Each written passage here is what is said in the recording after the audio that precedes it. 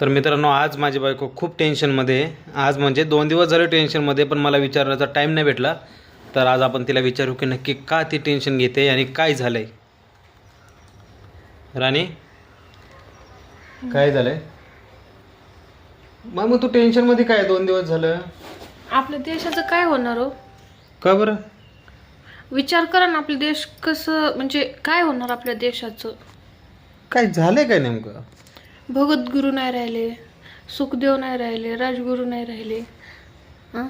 आणि आता 4 दिवस झाले माझी बी तब्येत खराब आहे. हा, तुझी तब्येत तर खराब आहे. काय काय होणार आपल्या देशाचं मी नसल्यावर?